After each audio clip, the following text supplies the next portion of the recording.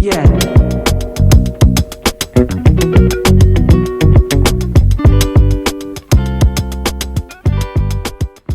Hey fam, welcome back to the Illuminations Media Network. I'm Tamara, your host, and today's guest for another intriguing interview is Paul Wallis, outstanding researcher, prolific author of 10 books. And I'm sure you remember our Escaping from Eden and the Scars of Eden interviews. I'll probably post them right up here so that you can go right to them and catch up. Well, today our topic is his latest book, The Eden Enigma. This is a deep masterpiece. But I just want you to get a little familiar, maybe refresh your memory, because if you are not familiar with Paul's work, I'm just going to give you a little taste of what the subject matter covers here. So his first book, well, the first on this topic, Escaping from Eden. Does Genesis teach us that the human race was created by God or engineered by ETs? The Scars of Eden. Has humanity confused the idea of God with memories of ET contact? Echoes of Eden. What secrets of human potential were buried with our ancestors' memories of ET contact? The Eden Conspiracy. Ancient memories of ET contact and the Bible before God. The Invasion of Eden. Did our ancestors warn us about ET invasions? And is history repeating itself in the 21st century? Now, this is giving you a clue about where we are going, and we're going to go deep. There's some things that we really need to understand and perhaps shift our perspectives and perceptions about. You ready? Hold on to your seats and stay with us to the end. Paul, so glad to have you back once again. Do you know this is our third interview? I know, but I can't believe it's been so long since we last spoke, because I think it was just after The Scars of Eden came out that we last had a conversation. Number 2 in the Eden series. We're now up to number 6, The Eden Enigma. I'm way behind. We got to catch up. We've got to catch up, definitely. But it's great to be back. Yes, thank you. And I know that the viewers and listeners are super excited to hear more from you. So let's jump right in, Paul. Paul, I've been studying the Hebrew scriptures, and I've been studying the Hebrew now. And as I'm reading it again and again for the first time, you know exactly what I'm talking about. It just seems like cut and paste and pulling from here and there. And, I don't have a pastor telling me that this is what this means, and I'm just lazily saying, okay. Now I am interrogating it myself. So with your background and the research that you've done in the past, when you were working in the ministry and teaching, and now as an author and a researcher, what are those original Hebrew scriptures? What is that? Well, that's the $64,000 question, because people approach the scriptures in so many different ways, and there's so many layers to it. So there are those who go straight away for the esoteric readings, whether that's within Judaism or Christianity, and they will look for the secret messages that have been layered in by the most recent writers and redactors of those scriptures, and that's a fascinating route in. But my route in is through source analysis, form analysis, and with a linguist's hat on. So I always go in asking, what do these words mean? Where did these stories come from? It's that's led me down the rabbit hole into the world of paleo-contact. But it's so wonderful that we are able to go to the Hebrew, and we have resources to then, as you say, interrogate the text. So it's not difficult for people to find interlinear resources that give them access to the Hebrew texts. And then most of us who work with them as part of a career in ministry will do that using resources like the Brown Drivers Briggs lexicon that then shows you how the words are used in different contexts and what the root meanings of these words are. And again, I'm a where did this come from guy. That's always my question. And so I always go to the root meanings and ask, what did this mean in the beginning? Right. Before we got used to hearing this word and seeing it in these religious ways and in religious contexts, what's the root meaning of the word? And what happens when we read the texts that way? And it's asking those kinds of questions that really illuminate the sources, because if you approach certain keywords like Elohim, El Shaddai, Ruach, Kavod, Olam, Kedi Mapaso, Kedi Mashato, Ekye, words like that, with those kinds of questions, what opens up is the source narratives. And you realize that we're reading summary forms of stories you can find in the Enuma Elish, the Atrahasis tablets, the Epic of Gilgamesh, the myth of Adapa. And suddenly the Mesopotamian roots of the Hebrew stories are sort of on full display when you approach it that way. And that's the path I've taken. The original. So how about the culture? What would be the nearest modern day culture of the peoples that would have spoken this particular language? Yeah.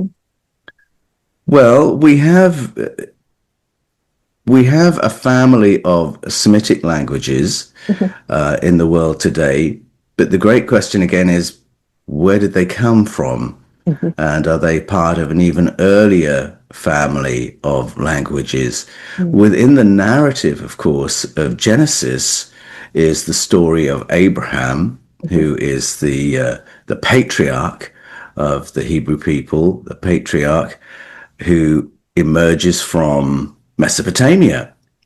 And so there are questions around, well, are the Semitic cultures the product of the Mesopotamian cultures? Is it part of a family of Canaanite cultures? And the story of origins of the languages is still a bit of a mystery. So it's a question I go back to year after year to find out, well, where's the linguistic science reached this year? Have we found out more about where these languages have emerged from? And I find that there are certainly loan words from Ugaritic, other Canaanite languages in ancient Hebrew, but it has its own integrity as well. And that's part of the fascination of it. But very shortly, you will know a lot more than I do about this topic tomorrow. So I'll be asking you these questions. That'll be the hope. I'm really having a good time. Yeah. And so just looking at it, so we kind of looked at where it came from, but what do you think the real story was? If they're going to borrow from older texts, like you said, from Mesopotamia, there's a story that they needed to share and tell. And, like we both said, it's been chopped up and of course, some things have been shifted for colonization, right? And for empire building. What do you think it was really talking about in the beginning?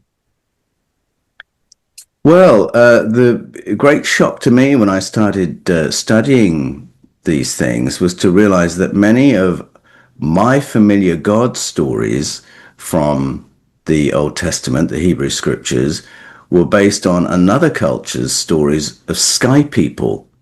And the original stories were not religious texts about God or gods. They were about something else. They were about our intersection in the deep past with another kind of being who governed over us, who colonized us. So this was a big question to me. Well, where does that leave my interpretation of these familiar God stories? So there's that aspect to it. And then where are the points where these stories overlap? What are the stories that have been summarized in the Bible, and why are they the ones that are there? And I found as I traveled Right. around the world, listening to other ancient story, other indigenous story, the overlaps often seem to be at points of trauma in the human story.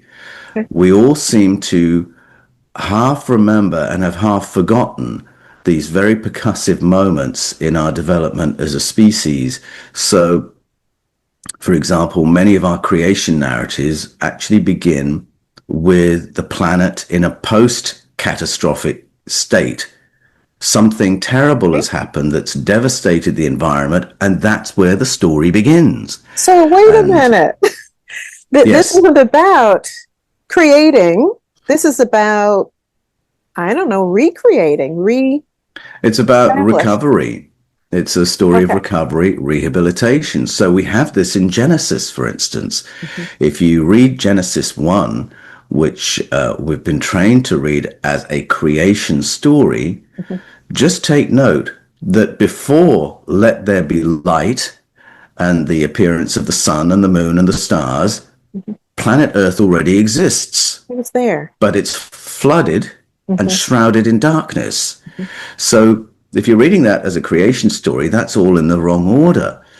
Light has to come first, Mm. because of course everything is made of photons, so light has to come first, and then you've got the universe before there's a planet, don't you? So you have to have the sun, the moon, and the stars before the planet, don't you? You do. Well, not necessarily. Not if this is actually being told from a an Earth-centered viewpoint. Mm. And if you take it instead as these are things that were seen, the story suddenly takes on a different angle because Mm. the planet exists, it's flooded, it's shrouded in darkness, it's in a state of tohu wabohu, is the Hebrew phrase, which means it's been ruined, it's been devastated, it's been pushed into a state of chaos. And then the first thing that happens is a ruach arrives and hovers over the waters. And a ruach fundamentally is a thing that creates a wind. Mm. And the thing that creates a wind then separates the waters from the land. And then we go on from there with the rehabilitation of the land, the emergence of life in the waters, vegetation on the land, and then animals on the land, and then finally human beings on the land. Mhm. And this same sequence can be found in other story around the world. You'll hear it in the Nigerian stories of Osanabua, who arrives from the sky over a flooded world and then separates waters from land. And we've got the beginning of our story.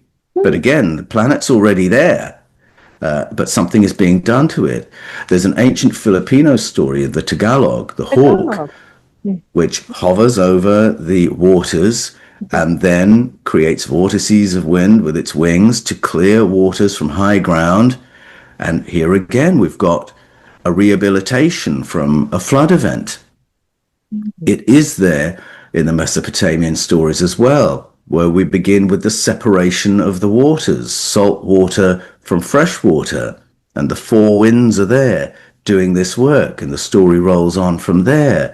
There's an Iroquois story that begins this way as well, with the reclamation of land from flood waters. So this is not creation as we usually think of it. We Right. begin on a flooded planet, and then there's a work of rehabilitation done. Mhm. Viewed through that lens, we realize that Genesis 1 could well be talking from an eyewitness viewpoint, that survivors on a flooded and devastated world with a dark sky, and then there's something in the sky. And now the dark pall of dust and ash and soot in the sky is being cleared by the wind maker, Mhm. and now we can see the sun, and now we can see the moon, and now we can see the stars, And there it is. and and now vegetation is returning. Now we can begin Okay. to recover our ability to feed ourselves, whereas prior to this we've been starving, and we see the world being rehabilitated around us. Mhm. And the overlaps of these stories all around the world suggest to me that it is a story of recovery after cataclysm that begins many of our ancestral stories. And when you go to indigenous story and ask the question, so what happened? What was the catastrophe? We don't talk about that. There is a quite deliberate forgetting. There's a quite conscious cultural taboo over we don't talk about what went before. And it may be because at some level it is remembered, but it's too painful. Or it may be that, like many traumas, we collectively cannot remember this appalling thing that we all went through. And I'm beginning to think it might be that.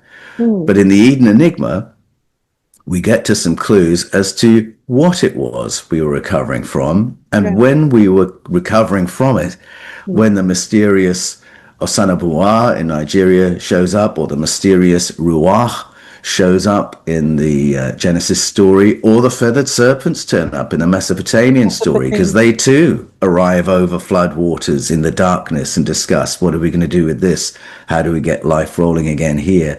And it's these correlations that grabbed my attention and made me think these stories are carrying a shared memory of something. And that's just one, for instance, of moments of trauma that crop up in everyone's story all around the world.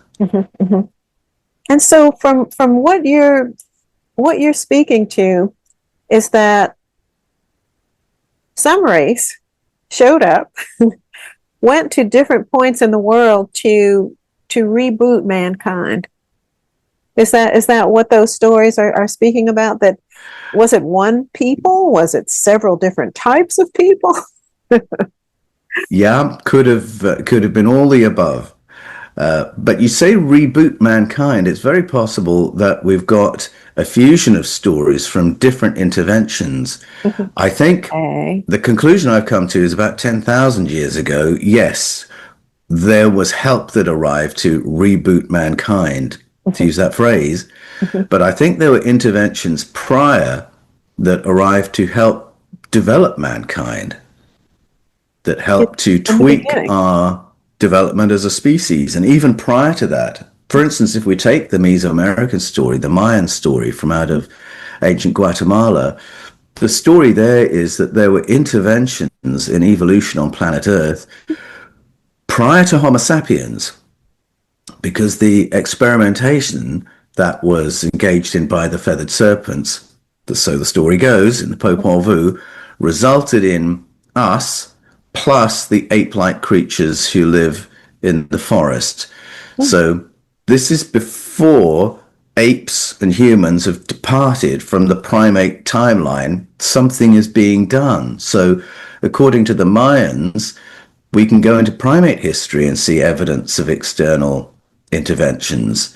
And they say it was a very long story of experimenting with life forms on Earth before our visitors came up with us as a kind of workforce to support what they were doing on the planet. That's the Mayan story, and it overlaps in a very surprising way with the Mesopotamian stories too. Fascinating. So that brings us to the Great Flood. So that was another disaster, another cataclysm. Because you think that there are several that happened. Yes, I think there may be several different floods that are referenced in Genesis, and different floods that are referenced in story around the world. I think there were flood events on the first and latter cusp of the Younger Dryas Cold. I think we've got stories from then, but I think we may have stories from much earlier cataclysms as well that have all been fused in together. I mean, we begin with a flood, a post-flood in Genesis 1, and then in Genesis 6, we've got two flood stories that have been woven in together. Could be two different events, might be two different accounts of the same event. And then in Genesis 11, we've got the story of a global reset again, and it's not made exactly clear what was done to devastate the previous civilization, but it was something clearly quite earth-shattering. So I think there may have been more than one flood that has been remembered in Genesis and remembered in story around the world. Yeah, the whole idea of God becoming angry with the bad people on the planet and saying he's going to destroy it. I don't know, the creator of the universe. I just can't see that.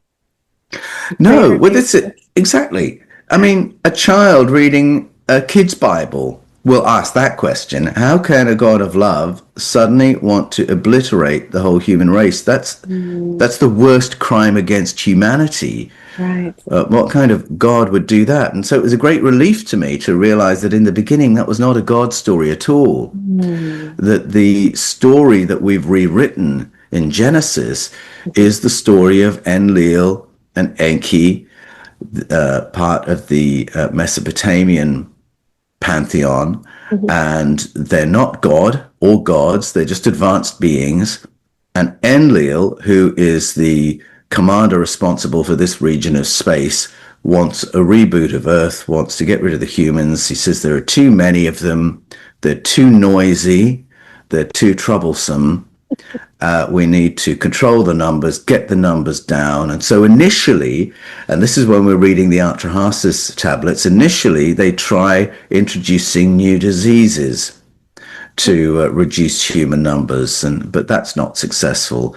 And then they reduce human fertility so that it's only between these years of life that you can be fertile, and only a proportion of those people will be fertile. We can keep the numbers down that way. When that doesn't work, it's all right, let's just flood the place, get rid of them that way.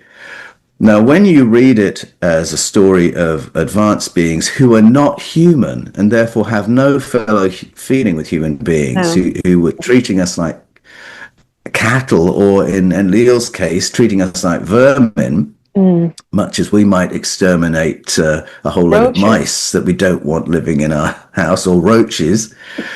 It's a horrible story. Yeah. It serves no purpose. It doesn't glorify our gods, doesn't glorify our ancestors, but I think it's an explanation of something remembered. It makes more sense that it's these strange beings, these Anunnaki, doing this, than to say, oh, it was God that did it. And in the original version, God did not do it. These beings, Enlil and his mates, did it. That's the root story. And those are the original reasons given. Nothing to do with human sinfulness, which is, of course, how the later readers of the Bible span that story. God must have had a good reason. It must have been because we were bad. Let's make that the explanation. And it's an invented explanation for a much older story. And, you know, speaking about these stories that are global, that are in common, that there were people who were warned and who were given instructions on how to create a craft or something to survive. Now, that's that Noah and his family, you know, the three sons, their wives, they got on the ship and they made it, right? Are the stories similar so that they are pretty much the same story, or do you think that there are various evacuation plans around the globe? Is it the same story or different ones? It's both, because there are various versions of the same story, the Noah story, and then there are other survival stories as well. So if we stay in Mesopotamia for a moment, we've got the Ziusudra, Atrahasis, Utnapishtim stories that are all versions of the Noah story. And in fact, the fact that they're related is made very obvious by the fact that when you go to the craft that they're told how to build, there is, across all those cultural tellings of the story, only a 4% variance in the volume of the craft that they construct, that they have to get their family and their farm into to weather this terrible flood event that's coming. And yes, they're warned, they're given instructions, they make the craft, they survive. Humanity's rebooted, the farm is rebooted, and the human story continues with the 5 bloodlines on Noah's Ark. So that story appears in other cultures as well. You can find echoes of it in Chinese, as far afield as in China, in Chinese story. But then there are other survival stories as well. And if we go to the Persian stories of Jamshid or Yima that found their way into Zoroastrianism, those are very ancient stories that belong to that part of the world about an advanced being, Ahura Mazda, warning Yima to create a survival plan, not because of a flood, but because of a great and terrible winter that's coming. Okay. And so he and his people and his animals and his seed stock need to go underground. And they'll need to live there for quite a while to weather out this great and terrible winter that's coming. So that's not a flood. You don't go underground to survive a flood, but it's that kind of winter. If we go back to the most recent cataclysm that we know about through modern science, we're talking about the Younger Dryas Cold period, which was a sequence of catastrophes. So it was a sequence of flood events, sky fires, seismic events, and a great and terrible winter that lasted about 1,200 years. And you would fully expect human beings living through a sequence of catastrophes like that, you'd fully expect that to be scarred into our collective psyche. You'd fully expect that to keep emerging in our ancient story, which is exactly what it does, of course. And in the Eden Enigma, I point to carvings in Turkey and paintings in adjacent Armenia and carvings as we go further south that repeat this story of the survival of a catastrophe and the re-emergence after an ecospheric disaster. So I think many of these aspects are remembered. I mean, there are sky fire events recorded in Greek story. So I think we've got all the elements of the Younger Dryas in story form, the more we listen to the stories of the ancients. Now, you mentioned Armenia. And is that where Mount Ararat is, where supposedly where the ark landed in Armenia, Anatolia? If you go to the capital of modern day Armenia, to Yerevan, you have Mount Ararat on the horizon. So Ararat is part of the story of modern day Turkey and modern day Armenia. Both those countries were originally part of ancient Armenia, and Ararat is at the heart of the cultural story of that whole part of the planet. And I find it fascinating that the story of that recovery is so close to the surface in both modern countries. When I flew out to Turkey earlier this year, I was fascinated to be presented with little pouch with a little loaf of bread in it, and on the card, this is on Turkish Airlines, and on the card it says, we've been making this bread for 12,000 years. And I was so thrilled to see that story written on this card in Turkish Airlines, because of course the mainstream story is we've only had civilization for about 5,000, 6,000 years. Right. Here's this very bold claim. In our part of the world, we've been making this for 12,000 years. And so the story of food and agriculture, agricultural recovery, stories of the first vineyard, stories of Noah, Ziusudra, they are very close to the surface here. And we've got vectors pointing to our ancient Armenia from all kinds of places. So we've got the Bible pointing here, saying Ararat, Mount Ararat. That's where the reboot happened. That's where Noah's Ark landed. The oldest map in the world, a Babylonian map that's 3,500 to 4,000 years old, also points to Ararat as the place where Ziusudra's Ark came to a halt and the reboot happened. If you read the stories of the Aesir, the Norse gods, written by Snorri Sturluson in the 1200s, he says they were part of an advanced culture who migrated from Anatolia. Okay. into Northern Europe, into Scandinavia, bringing their advanced agricultural science, their megalithic building, and all their other advanced sciences with them. If you read classical historians and poets from the Roman and Greek periods, they point to Anatolia and say, here is where the Iron Age began, where there was this great leap forward for humanity in terms of our technology, our ability to build. So there are many vectors pointing here and saying this is the place to look. And I love the fact that the name Anatolia given to this region means, and again, I'm going back to root meanings, the place where the sun rises again. Again. Yeah. Mm-hmm. Anatolia, the place where the sun rises again. Mm-hmm. And so it's the place of the new dawn. Mm-hmm. And that is the deep story of the region, the deep story of ancient Armenia. That is. Well, I'm going to go even further with Noah's family here. In the book, Eden Enigma, we're looking at, this is where they landed, right? And this is where they spread out. Noah, planted a vineyard, and then the story goes, and then everybody moves from there. We hear so much about Shem and Ham, but we don't hear very much about Japheth and what happened. But in the Eden Enigma, you flesh that story out. Give us a bit about Japheth and what we see about him in Anatolia. Yes, well, we know him as Japheth from Genesis, mm-hmm. But if you go to Turkey, if you go to Armenia, you'll hear about Japheth. Japheth. He's the same person.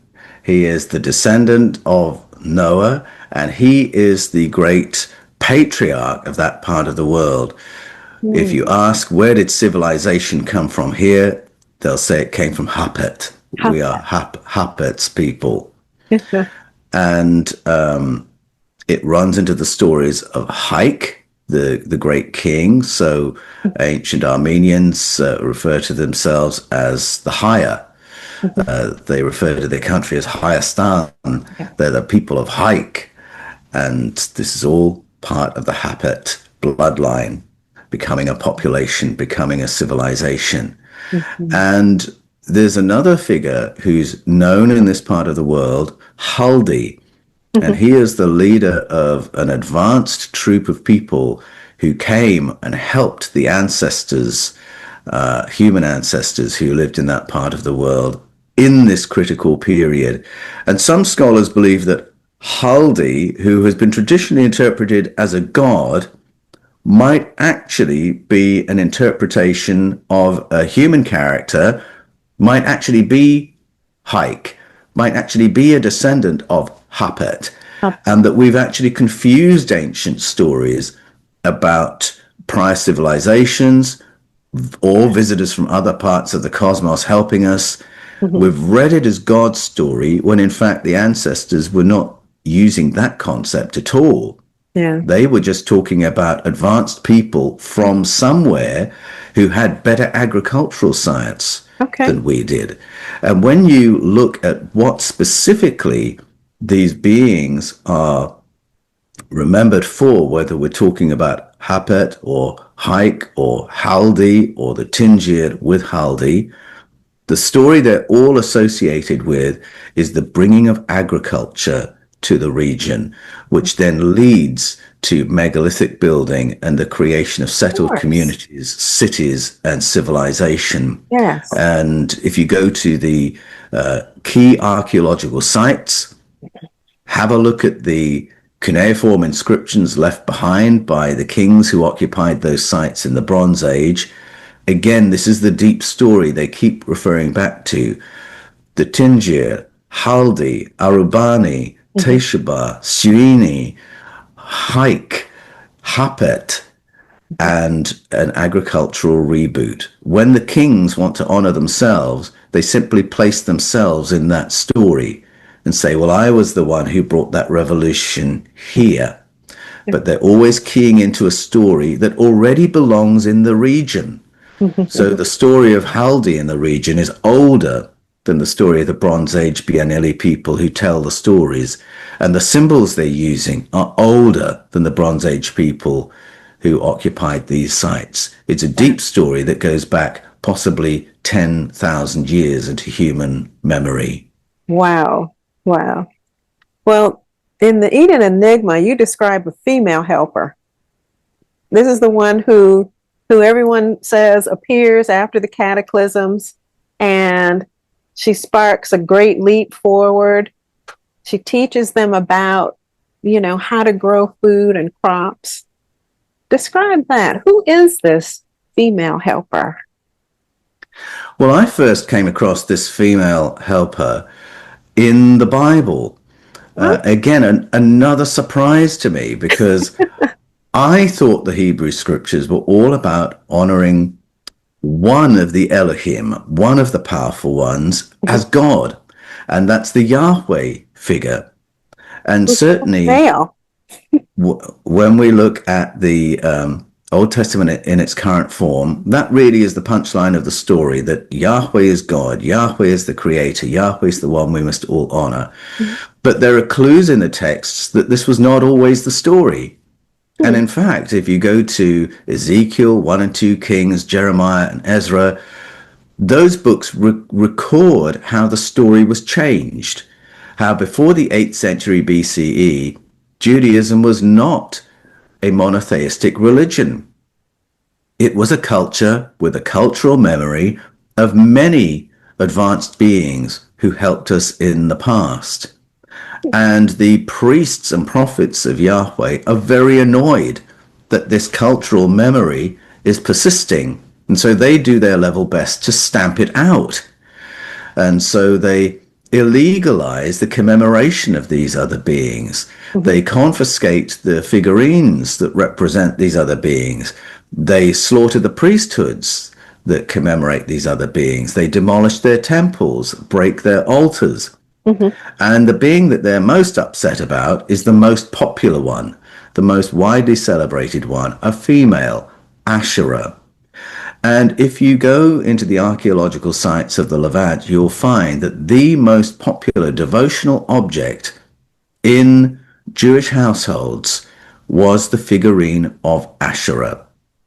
These figurines would be carried at times of harvest festival out of the home and into the streets, where there would be bread cakes that had been made, and they would be carried through the streets. There'd be incense burning, there'd be music playing, there'd be a commemoration at the temple dedicated to Asherah, and she is honored with bringing agriculture to our ancestors, making our land fertile, teaching us how to change naturally occurring plants into cultivatable crops. So now we've got agriculture, we've got surpluses, we can become a settled community, a specialized society, we can build cities, we can become a civilization. So that's what Asherah is commemorated for in the Bible. And when I read the Mesopotamian story, if I go to the Enuma Elish and read of the arrival of the advanced beings, the sky people, and the development of human life on Earth, there's a mention of Asherah, the bringer of agriculture. Asherah. So she Wait a was minute. one of the beings. She was one of the beings. Well, in the Mesopotamian story, Asherah isn't a name, it's a title. Okay. It's a title given to the one who brings agriculture. But the names, the words, I should say, are just too similar to be coincidence. It's got to be. Asherah is the name in the Hebrew telling and is a female. And obviously, when we read the stories of individuals, this is true generally through history. If you read the story of an individual, it's probably a team who did the thing that the individual's remembered for. And it's certainly the same when we get to the story of the gods in the ancient past.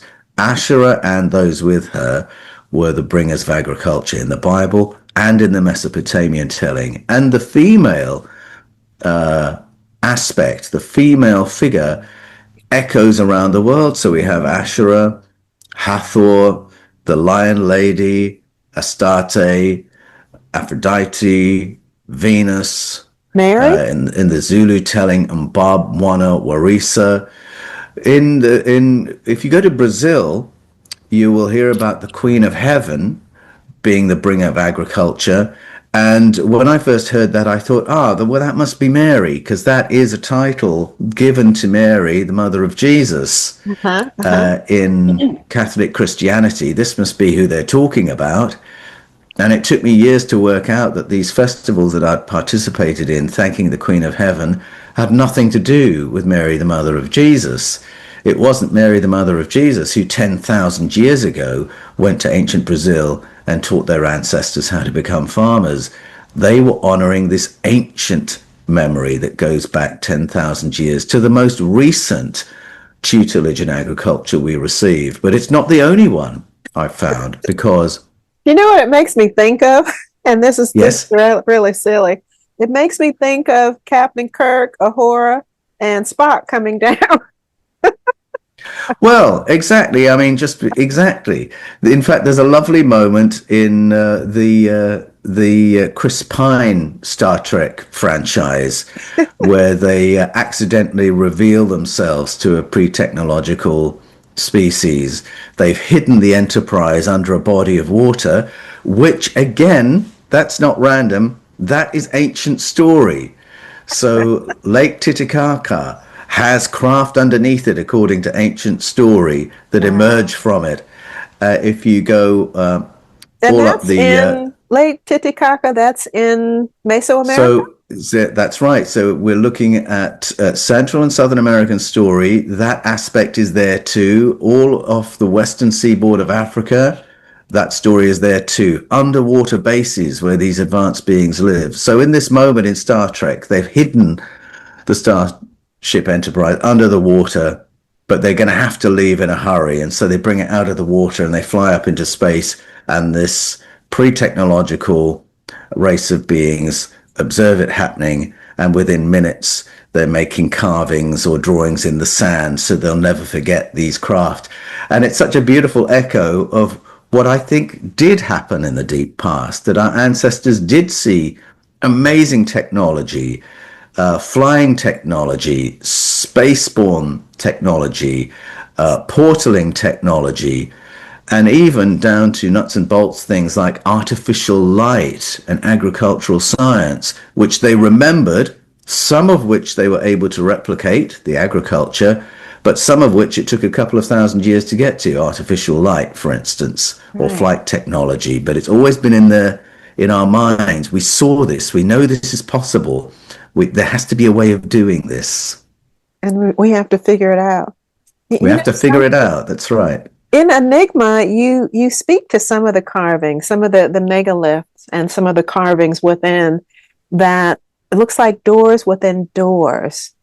And you talk about that. You talk about when the idea dawned on you that this was about a portal, right? Well, yeah, that's where my thinking started. When I visited a place called Meherkapi in Van City, we were presented with a doorway to nowhere, a huge doorway, about 5 meters tall, halfway up a cliff. It's triple inset, which is symbolic of a journey that's more than spatial. This is a trans-dimensional journey that this doorway represents. And the stories associated with the doorway are, it's through this doorway that Haldi is going to return. Meher Kapi in the local language refers to a bright doorway. And so the story emerges that Haldi is going to return through a bright doorway. Maybe this one that we've created in the cliff. Maybe when we listen to when we listen to the inscriptions left behind by the Urartian kings, the Bianili kings, they say, I created this citadel and a doorway for Haldi, a doorway through which Haldi can return. So there was a notion that it was through bright doorways that the Tingir, the advanced beings, would come and go. And I thought, okay, a doorway to nowhere, but somebody can walk through it. It sounds like a portal. And I'd seen this concept in Tel El Farah, where they dug up a doorway to nowhere on a smaller scale than that one. It's a model of one. Mm-hmm. But the idea is that Asherah appears through this doorway, and her point of embarkation is symbolized in the designs around the doorway, because it's a doorway with nothing behind it, nothing around it, no building. It's just a doorway, but the symbols suggest the stars of the Pleiades. So maybe Asherah has come from the Pleiades and she's going to step through this doorway. And there's lots of portaling story that you can find in ancestral narratives. But there's another possibility, and this was introduced to me by David Lovegrove, who's a wonderful scholar of Norse mythology, ancient Norse story. And he tells the story of King Svedgr. This is a story that you can find in the writings of Snorri Sturluson in the 1200s, who one day finds something on his land that doesn't belong there. He describes it as a boulder, or it looks like a boulder. So a smooth shaped rock, he thinks, but it's the size of a house and it has a door in it.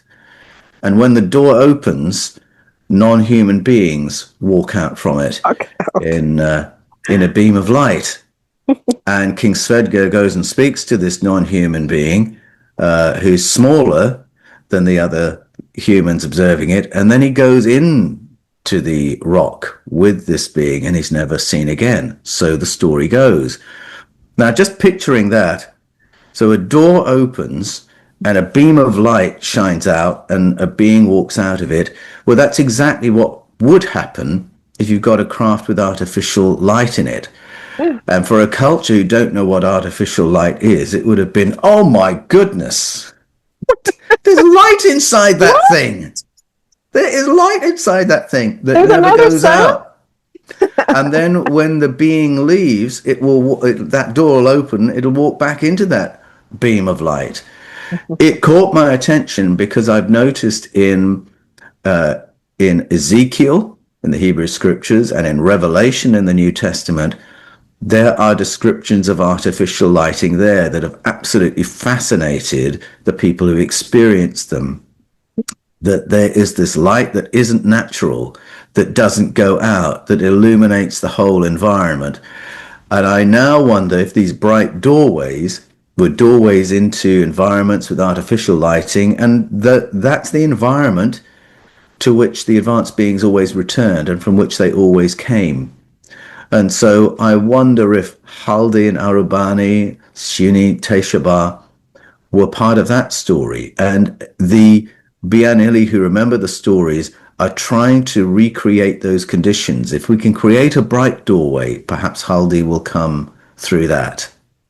They're trying to recreate a technology they saw but didn't understand. Right. Now, Haldi was a helper, right? Bringing wonderful things that they wanted him to return. But we also have the stories about the dominators, right? The ones that enslaved and colonized. Yes, we do. So, I mean, Haik and Haldi are very interesting from that point of view, because the name Haldi and the name Haik actually have the same root meaning, and it means taken.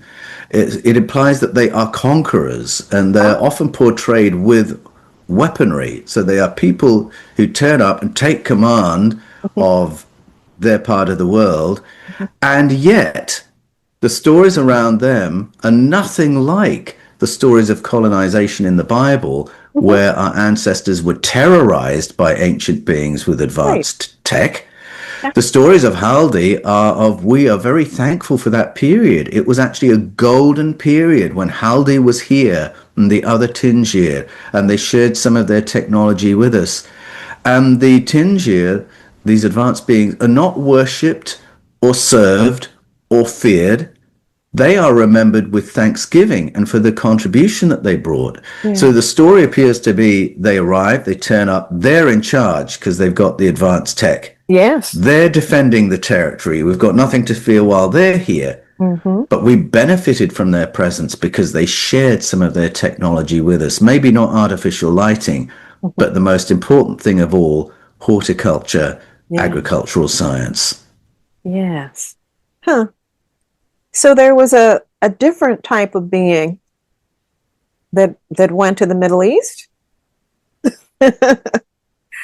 Well, I think again, we've got different interventions at different times. Yeah. And yes, I think we've got different factions, different demographics, different types of being Mhm. visiting us at different times. And so we do have a whole spectrum of stories of times when we were exploited, colonized, traumatized, and other story of times when we were rescued, saved, nurtured. Some Klingons were in the mix. There may have been some Klingons in the mix, yes. Well, let's talk about the positive side. Let's talk more about the helpers. You know, in your book, you really blew me away when you described the Dengir, the and I'm going to put that image up here. This Dengir that has something in his hand. They're always doing something like this, as you can see in the image, and then they also have something that looks like a bucket in the hand. Now, you had a huge and wonderful explanation for that. Please describe your process. I think there's some intuitive wisdom in that what this being is doing. Yes, so we have these beings that crop up around the world who have what looks like a pine cone in one hand and a handbag or a bucket in the other.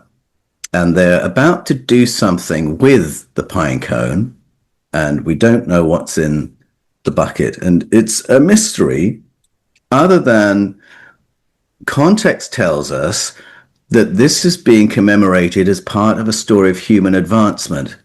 Yeah. And so people have speculated what these things might be. In some way, they relate to helping the human condition, helping us to be cleverer, helping us to do better, but in what specific ways? And so people have speculated about the pine cone. Is it related to the pineal gland in the brain? Is it activating higher cognitive powers? I've heard other people say, oh, that bucket looks exactly like the power packs that our astronauts used to carry. Could it be one of those? Maybe. And there are lots of different ideas, but if we go to the most detailed portrayals of these things, we get some clues that have been left behind by our ancestors. And so there's a moment in the Eden Enigma where I go to the Abuyodhaya temple with Praveen Mohan in India, and we look at one of these satchels that's a little bit open so you can see what's inside it. And it seems to be something in vials. It seems to be liquid. Something liquid is in there. And then you can go into Assyria, ancient Assyria, and find the art left behind from the palace of Ashurnasirpal II. And that's where you'll find the most detailed carvings of these beings with these items. In those carvings, we can see this is a bucket.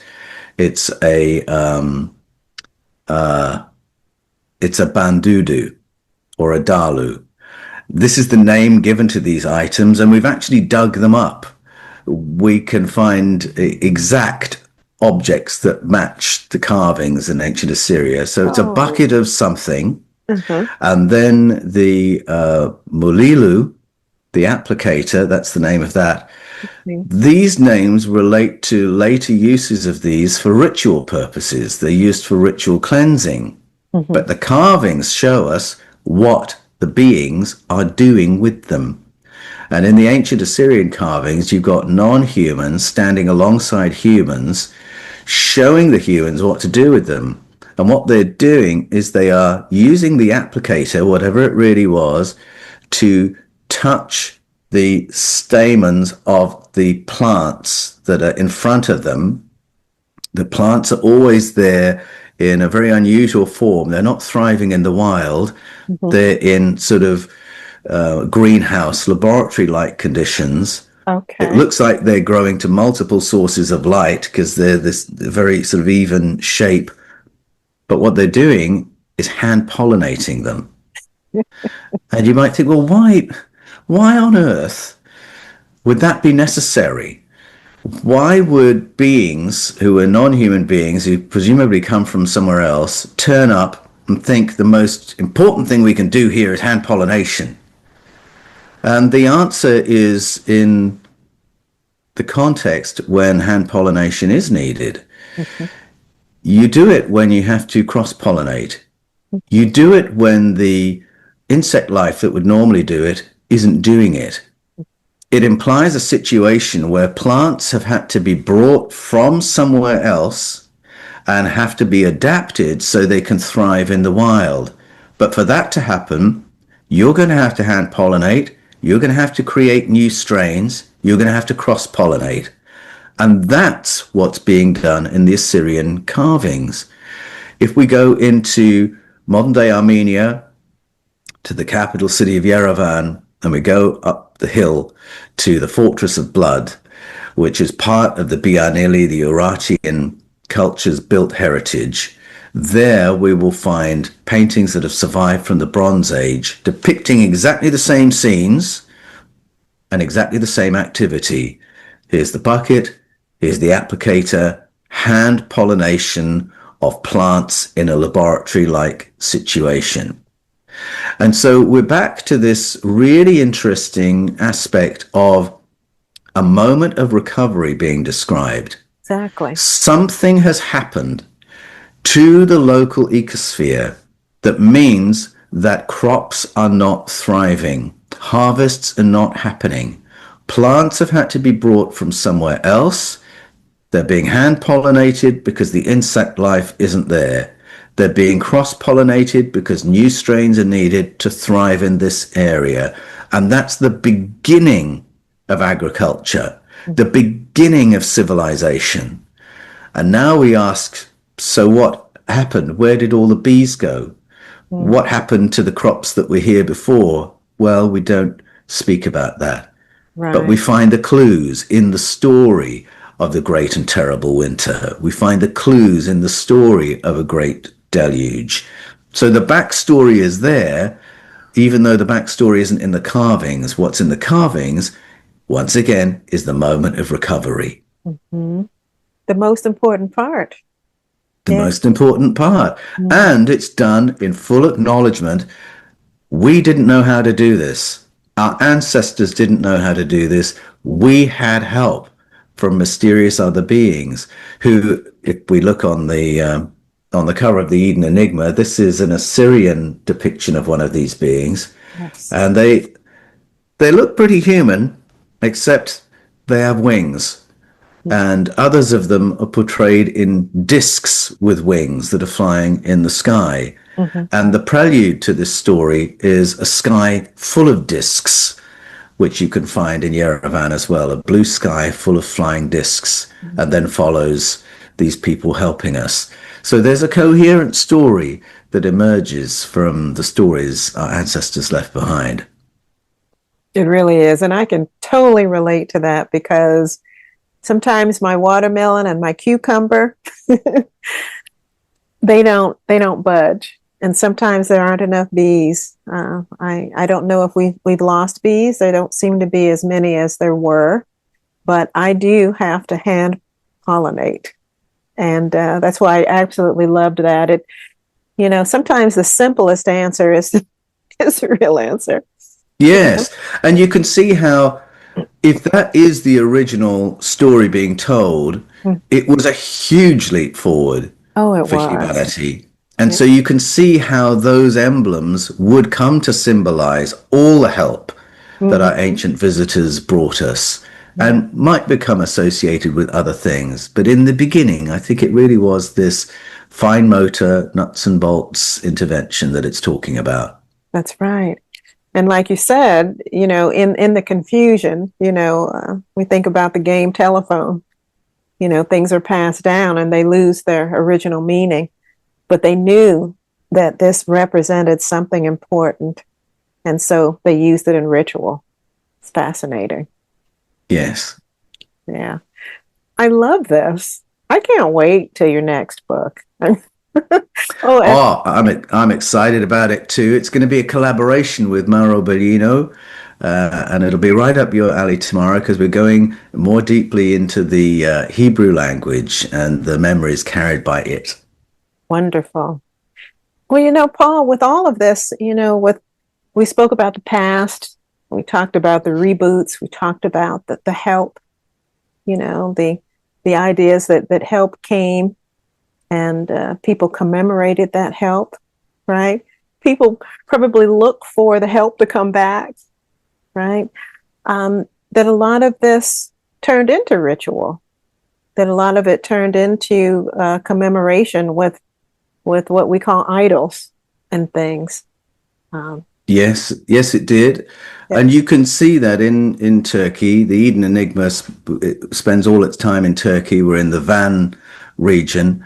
Mm-hmm. And when you go to the archaeological sites there, you can see vestiges of exactly the patterns you're describing. So we've got environments that have been designed and created in order to create a phenomenon of light within this little sanctuary.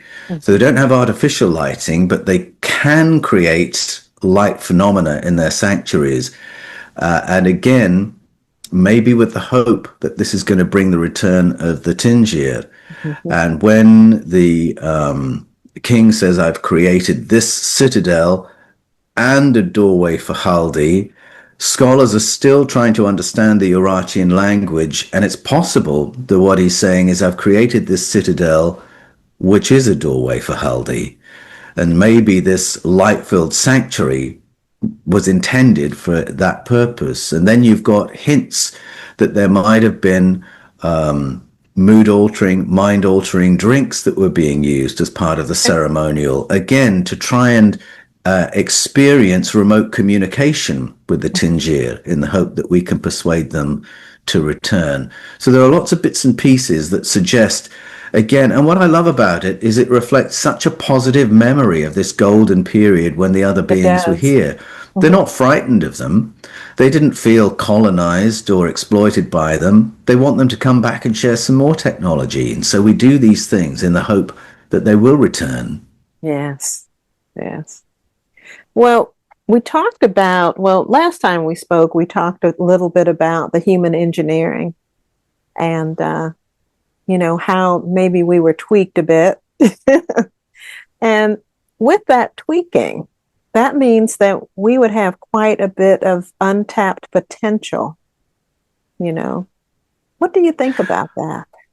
Well, I think what's interesting to me is that many of the stories about the development of human beings, as told by different cultures around the world, describe a story in which we are upgraded, and then the final step is downgraded. We have to be taken down a few notches so that we're manageable as a working class. So we've got this in the Nigerian story of Abasi and Atai, who, a bit like the Mesopotamian story, they introduce disease and introduce devices into the environment that will distress human beings, make us a little bit mentally ill as well, so that we can be more easily managed. If we're all a bit ill and a bit anxious, we can be more easily managed. So that's the Nigerian story. And then the Mayan story is similar to that, that the feathered serpents produced a kind of human being that was too advanced. We were Homo sapiens. We had better fast sight, better future sight, better telepathic reading of people, better empathic connection, better self-healing. And the feathered serpent said, we can't work with this. We can't manipulate these people. We can't dominate them. You're going to have to dial them down. And so they send Kukulkan, Quetzalcoatl back into the lab to find a way to dial us down. And he comes up with a vapor that, when sprayed over human beings, diminishes our higher powers. So we have less far sight, future sight, ability to anticipate, so on and so forth. For anything beyond our immediate environment, we have to be told by an authority what's what. We can work with that, say the feathered serpents. So there's this dialing down story But in both those stories, there's actually a silver lining to those stories. There's a positive take home, which says that absent of this vapor being sprayed over us and absent of these devices in the environment, we're capable of so much more. Okay. That if we can clean up our environment, our brains will begin to work far better, so that once again we do have far sight and future sight, better telepathic connection, better empathy, better self-healing. And I find it interesting that that has survived not just as an implication of those stories, but it survived in traditions relating to protocols for increasing our cognitive powers. So if you are doing a healing process, or if you're doing a near-death ceremony, if you're doing a fermented tea in Central or South America, you will always have to fast first. You will always have to clean up your diet for a week or two before you do it. And the expectation is if you do that, then when we go through the protocol, you'll find your brain's going to start firing off in exciting new ways. And I think those things are related. These stories and these protocols come from the same cultures. And I believe that. I think we all have glimpses of far sight or future sight. We all have moments of knowing something has just happened with someone that we know. We all have moments of knowing who is about to call, or someone's thinking about me, or I'm going to see somebody. We often have moments of precognition. Oh my goodness, that's exactly how I dreamt it, or exactly how I saw it. And when these things happen, we often think, gee, I wonder if I could develop that. The ancients say, yes, you can develop that. Unfortunately, most of us get too busy just surviving and making a living to get back to that and think, well, how can we develop it? But I think we can. I think we are capable of so much more. Our ancestors say we are. The protocols suggest we are. And if you go to neuroscience, there are phenomena that strongly suggest we are. Phenomena such as, well, I'll mention two. One is acquired savant syndrome, which is where if you suffer a brain injury or a central nervous system event, something like a stroke or a blow to the head, you have an accident, you're in a coma. There are cases of people emerging from those health emergencies with suddenly heightened cognition. Suddenly they are a genius in mathematics, or they can play a musical instrument they couldn't play before, or they can speak a language they couldn't speak before.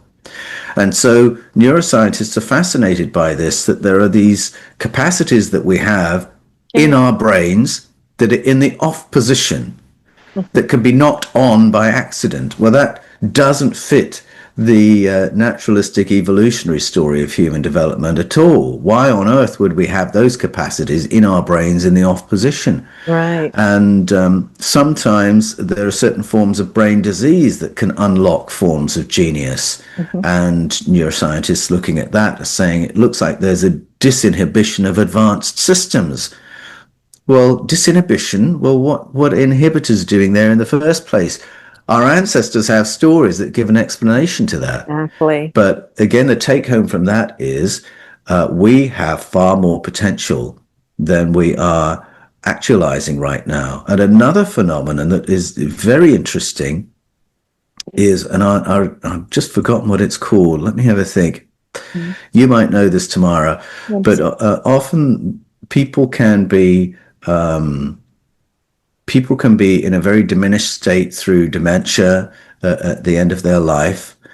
And then all of a sudden, from out of the blue, the person will wake up when they've been asleep for a week, or they will come to after having been completely gone with dementia, and they will have a totally lucid conversation with the people in the room. They'll remember who they are. They'll remember all their stories. They will ask them to check up on A, B, and C. And people are thinking, oh my goodness, they've come out of the coma, they're going to be fine. But it's actually a moment of lucidity immediately prior to passing. to pass. And I've heard of that. what is strange about that is there's no physiological explanation for it. So if a person's brain has been so damaged to the point that the personality has been gone for 12 months and then all of a sudden it reappears, how do you explain that? It tells us that there's something about the brain we don't understand. There's something about consciousness that we don't understand, that we are capable of advanced cognition, even in spite of severe brain injury, which suggests that either the brain is far more magical than we think it is, or we as conscious beings have powers that we haven't fully understood that are not totally dependent on our bodies, that there is some other causality that we're drawing upon. So these are all fields of research I find very, very interesting, all of which suggest that you and I can be far more than we have been so far. Yes, I would agree with that. Well, on that very positive note, we'll go ahead and close out because we could go forever. So we need to save some for next time. All right. But I would, to close out, I would want to add to that meditation is very key for turning on greater capacities within our minds and our bodies. And I would just recommend, I work with people and I coach. Meditation just changes everything. And I would just invite everyone to develop a meditation practice and see what gets flipped on. Yes, absolutely. It's amazing. So if people want to follow my work, you can find me on YouTube on Fifth Kind and the Paul Wallis channel. My personal website is paulanthonywallis.com. And if you want to have a longer conversation with me, come to my website and you can shoot me a message. And if you want to be part of the learning community through which I coach people, go to ancientknowledgeacademy.com, where I'm doing coaching and courses, and we can get into a more interactive conversation for the longer term. Oh, excellent. Well, I'm going to have to join that. That sounds quite good idea. I love it. All right. Well, I thank you so much, Paul, once again. And get that new book out, and we'll have to do this again. All right. Well, thanks, Tamara. It's been a real pleasure. I'll look forward to next time. All right.